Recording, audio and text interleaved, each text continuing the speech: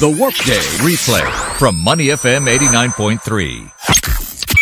Thanks for staying with us on Money FM 89.3, Singapore's first business and personal finance station. Now, Zmart simplifies the procurement process for any business that needs to operate a kitchen, where currently it's pretty haphazard through a mix of channels, and they have to do it daily. And they recently received a funding boost of $7 million and plan to take the business to Indonesia. How are they staying ahead, though, or did they get first mover advantage in this space? And do they even like food to begin with?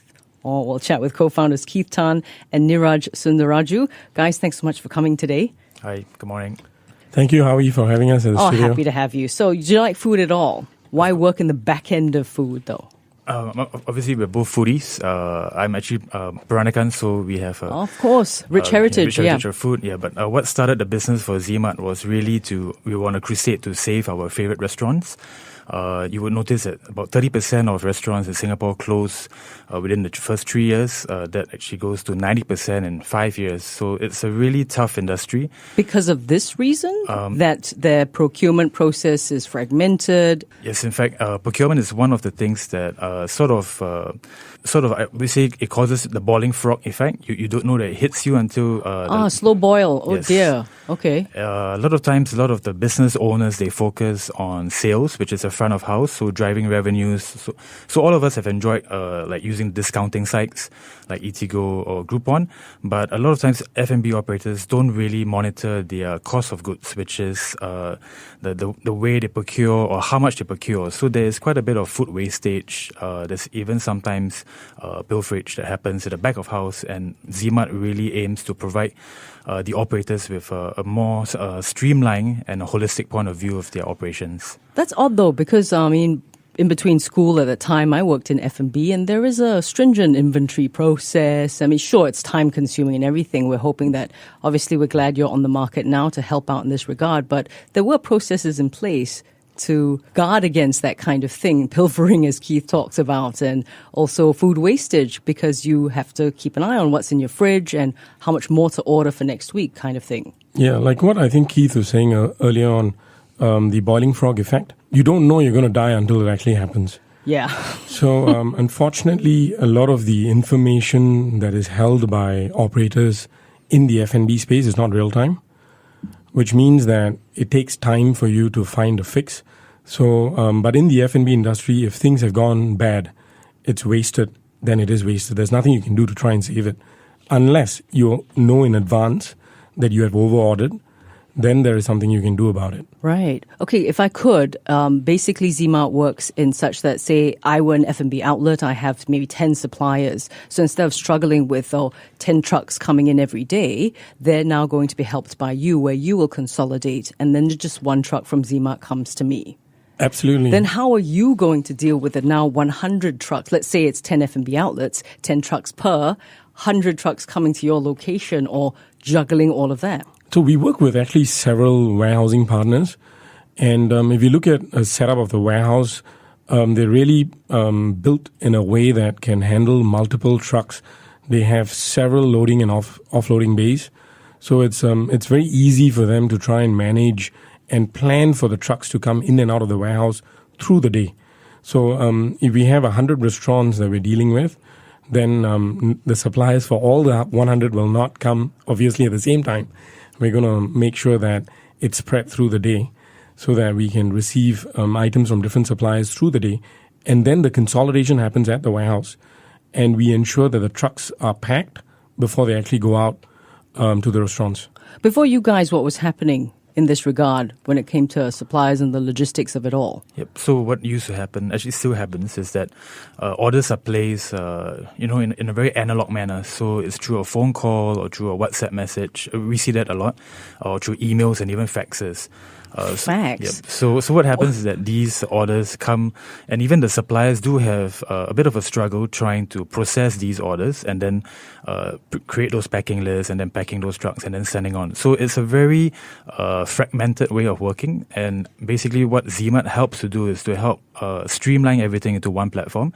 The beauty about the F&B industry is that the procuring, there's a rhythm to it. So it's not that there are peaks and there are dips, but generally we would see a consistent pattern over a month. So that helps in the planning and the forecasting as well.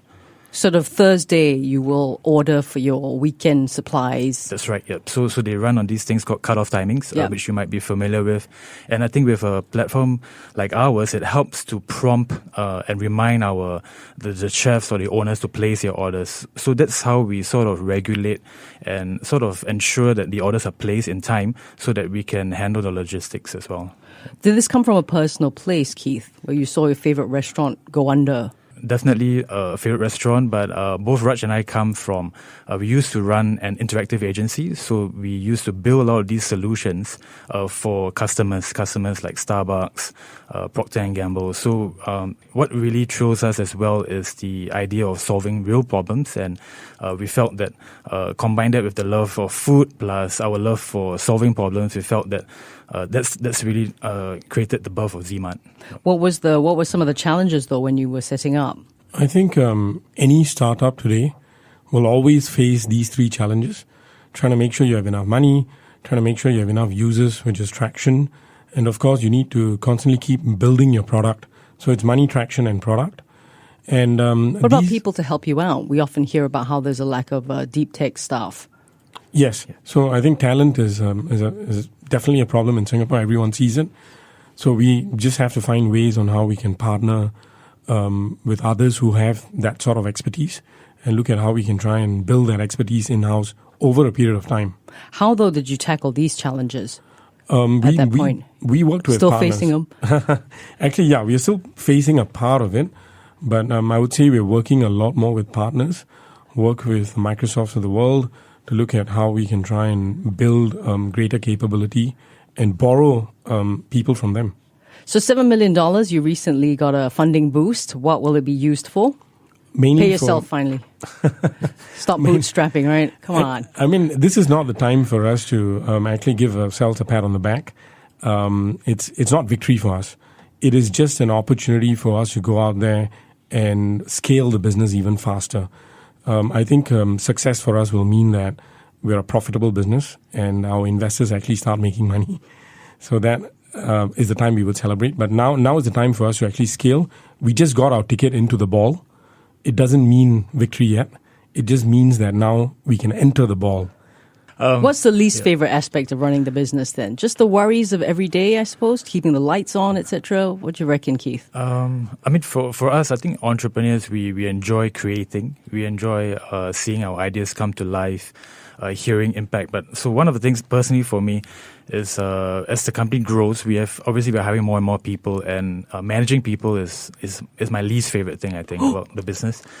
Because when you start off small, you have very close relationships, but as the company grows bigger, I think one of the biggest challenges is how do you maintain that culture, making sure everybody's still aligned, and inevitably there might be some conflict. So that's the part that I think personally for me is the least favorite, because it takes away a lot of your time and energy, and something that you can't solve except through really spending time and understanding their emotions. What about you, Raj? Is that maybe your favorite thing, managing people, so you can help out the hermit Keith over there?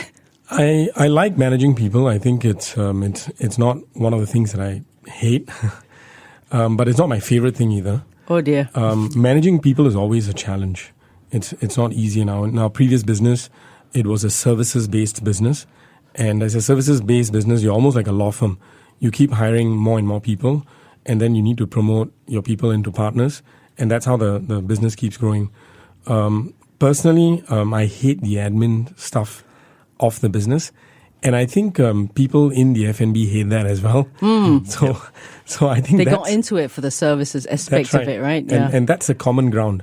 And I think Zmart tries to take away all of these things that F&B operators struggle with or hate to do, because I think people who start restaurants are not passionate about admin work. They're passionate about food. I'm not sure anyone is, Raj, about admin work per se. What about some advice to other business owners? It's a big time of uncertainty. We've often heard Industry 4.0, disruption, so on and so forth. I think if you think about it, a lot of things change because of friction. It could be amongst people and business, or amongst business and business. So if you look at the ride-hailing industry, one way to look at it is there's been lots of disruption. Another way to look at it is there's been lots of removal of friction. Because I think maybe 5 years ago when you flag a cab, he may not want to take you because it's raining, and he's waiting for a call, and then the cab driver could potentially earn more. But now with I think ride-hailing companies, you don't have such a problem. There is surge, and you know that you will be able to get a cab when you want a cab. Same in this industry, you're hoping to make it as frictionless as possible. Absolutely. Obviously, yeah. So what are the plans? Indonesia are here. Anywhere else beyond? We have now a team in Indonesia of about 30 people. We're just about to set up Malaysia and Vietnam. Our company is getting incorporated as we speak in Vietnam.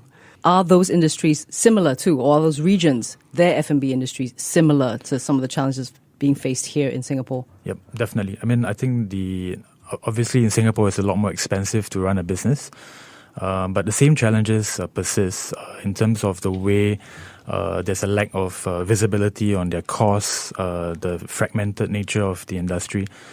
So I mean, we really see a huge opportunity in really connecting the dots to help the F&B businesses almost enjoy a B2C-like experience. I think as consumers today, we're so spoiled with the fact that, we can book just taxi.